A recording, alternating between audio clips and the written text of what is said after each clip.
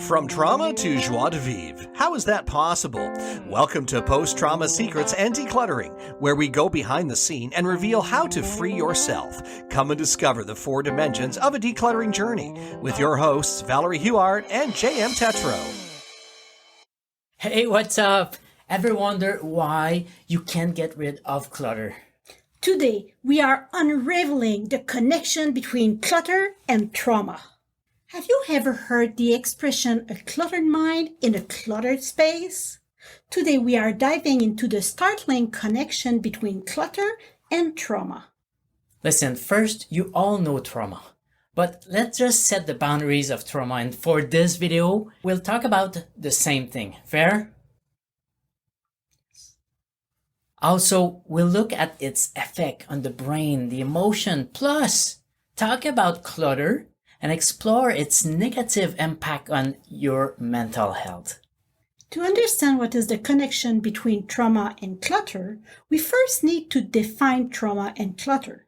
Trauma is a complex experience that affects us in many ways. It's not just about the emotional response we have after a deeply disturbing event. It goes beyond that, affecting our physical health, our social connection, and overall emotional well-being. Imagine encountering something deeply unsettling. An experience that shakes you to your core. That is trauma. It leaves an indelible mark on your mind, shaping the way you see the world and interact with others. But trauma doesn't stop there. It weaves a tangled web that extends into your physical health, impacting your body and its functioning. And it affects your sleep, your appetite, your overall well-being. And it doesn't end with your physical health, unfortunately. Trauma seeps into your social interaction, making it difficult to connect with others. And it can create barriers, isolating you from the support you need to heal. Now, trauma is a term recognized in the field of mental health. It's all over the social media, but it's actually defined by the DSM-5, which is an official medical manual used by mental health professionals to diagnose and classify mental disorder. The DSM-5 defines trauma like this. Trauma is exposure to actual or threatening death, serious injury, or sexual violence. This exposure can happen directly to an individual or indirectly through witnessing these events happening to others. When examining the prevalence of trauma, the statistics reveal that it's a widespread issue affecting countless individuals. Now, let's define another very important concept, which is clutter. Yes, another emotionally loaded word.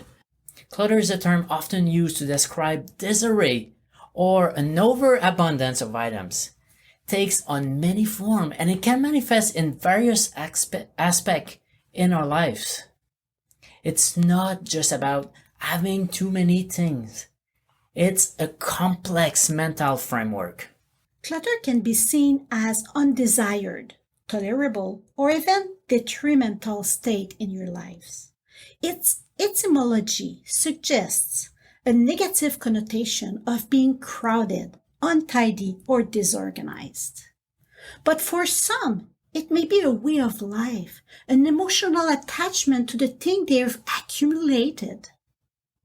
However, it's important to note that clutter can have negative impacts. It can cause distress in our mind and consume valuable time in our lives. That's why it's so crucial to develop a deeper understanding of the complexities surrounding clutter and its various manifestations. Understanding clutter enables us to recognize its influence on our mental well-being. And disorganization and excess can lead to feeling of stress, anxiety, frustration, ultimately affecting our overall happiness and peace of mind. Additionally, The knowledge of its impact of clutter on our productivity is crucial. When surrounded by disorder, it becomes challenging to focus on a task or complete them efficiently. By addressing clutter, we can create a workspace that promotes productivity and creates a clear and focused mindset. Awareness of the connection between clutter and our physical health is also essential. Excess items and disarray can contribute to an unsanitary living environment, increasing the risk of allergy, respiratory issue, and other health concerns. Understanding this link motivates us to maintain a clean and orderly space, promoting better health. Furthermore, recognizing the social implication of clutter is important. A cluttered home can lead to feeling embarrassment, isolation, shame, and strained relationship with friends and family. Now that we understand these two words, trauma and clutter, what is the connection between trauma and clutter? Many survivors of trauma find their home filled with clutter, and this clutter serves as a purpose for those who have experienced traumatic events. The clutter serves as a physical reminder of the trauma, yes, allowing the survivor to feel in control of their environment and safe from potential danger. Clutter can also provide a sense of comfort, familiarity, allowing the survivor to feel connected to their past trauma and the emotion associated with it. The connection between trauma and clutter is a journey through the human mind and body. The human mind and body are incredibly complex. It's intricate systems that work together to create or experience memories and emotion. Trauma and clutter are two seemingly unrelated concepts.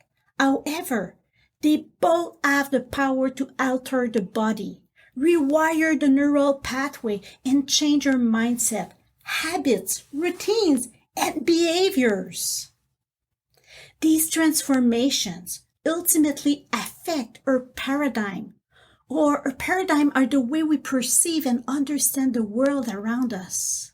When an individual experiences trauma, their body's stress response is activated, leading to a surge of cortisol, an hormone that regulates a wide range of processes in the body, including the immune system and metabolism.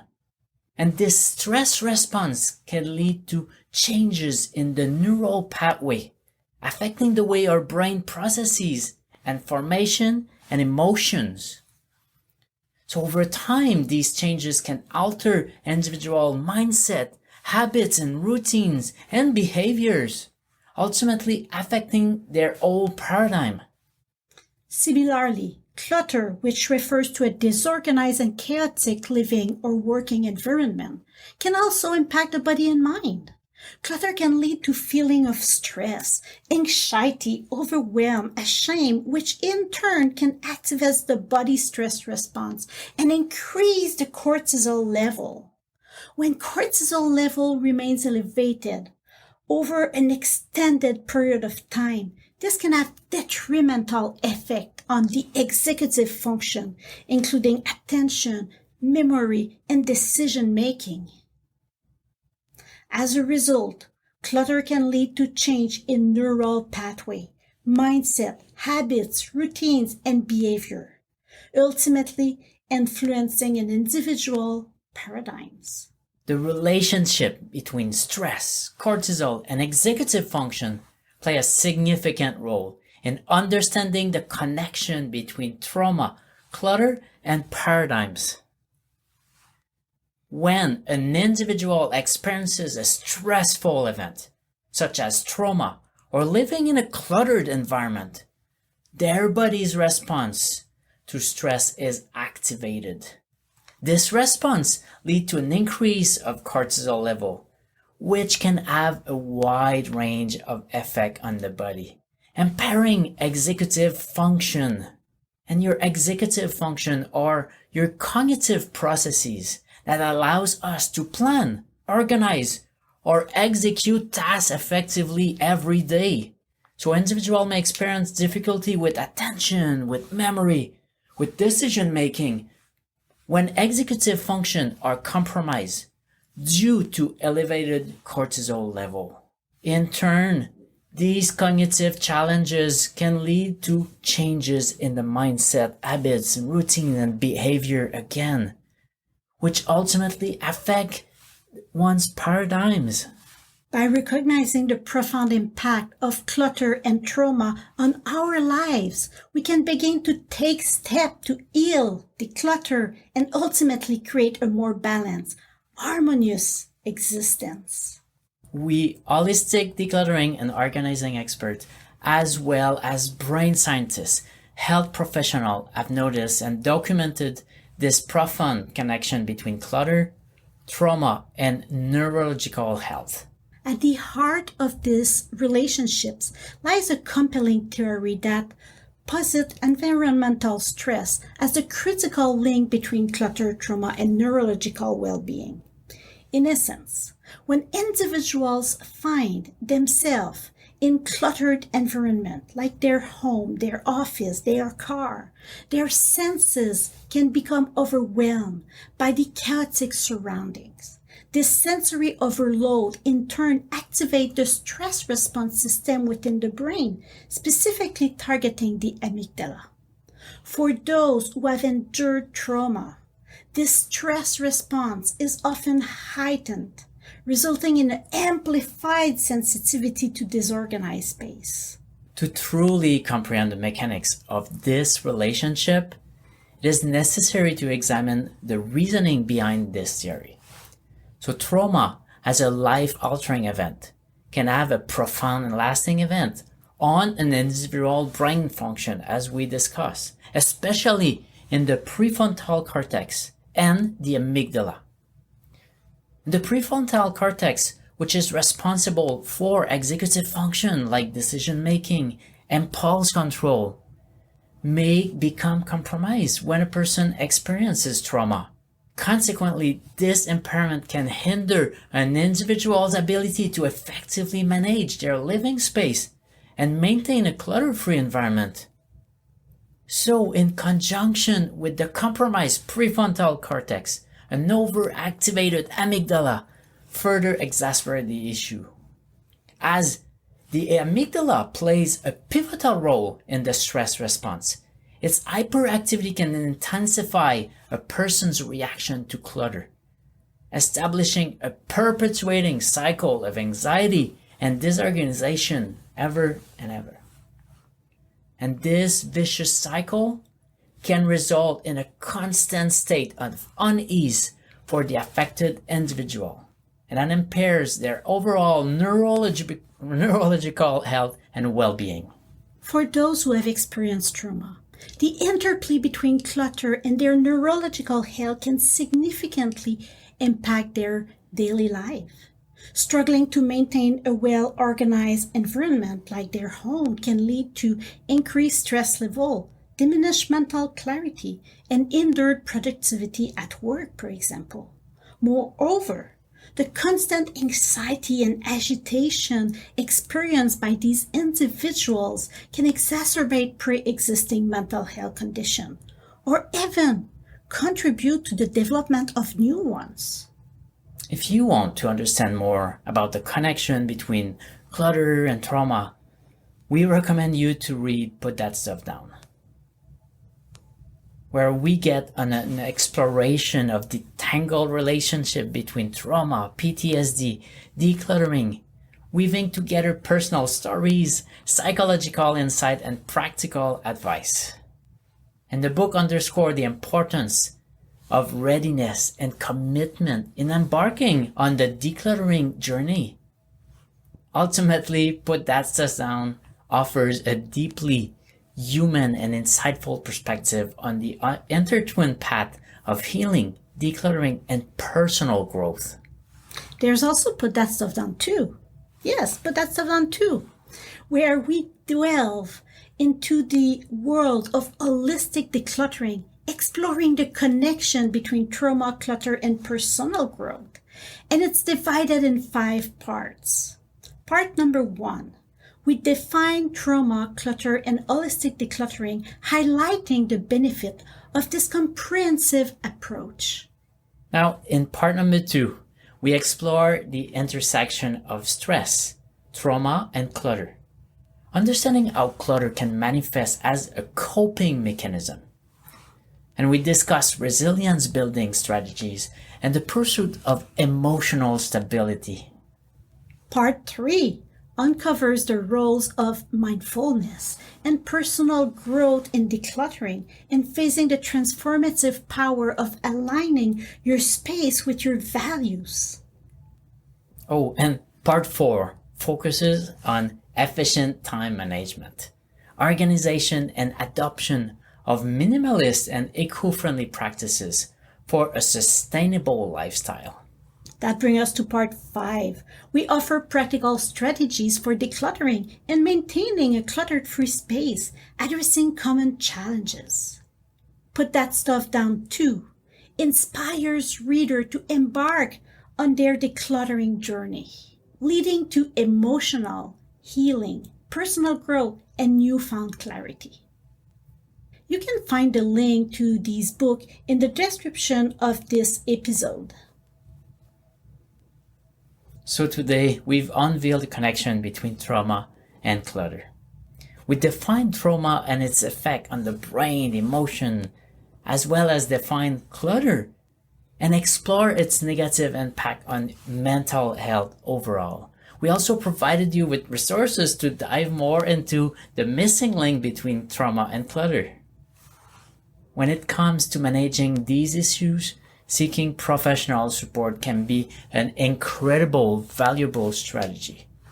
Professional support can come in many forms, including therapy, counseling, coaching, or medical treatment, depending on an individual's specific needs. It's important to note that seeking professional support is not a sign of weakness. Rather, it's a sign of strength and self-awareness. So asking for help is a courageous and proactive step toward improving one's overall well-being. If you're considering seeking professional support, it's important to research different options and choose a provider who is a good fit with you. One of the options is our program, the Holistic Decluttering Process. It involves a deep introspective, healing development that declutters our soul from all the clutter that has accumulated over time. It's a set of processes that, when followed in order, help us to keep our stress, mind, time, emotion, and spiritual being decluttered and free from the shell that has been weighting us down. It will also guide you towards a tidy, welcoming, and peaceful home. If you're wondering whether decluttering intentionally will help you grow and develop, the answer is yes! If you are interested in learning more about our program, the link will be in the description. Really, asking for help is a courageous and proactive step towards improving your overall well-being. And remember, you create the life you want. Thank you so much for taking time to listen to this episode. If you want to help break the trauma stigma, share this episode and give hope to your friends and let them know it is possible to get free from trauma. Valerie and JM want to help you further by offering you Declutter Your Life 101.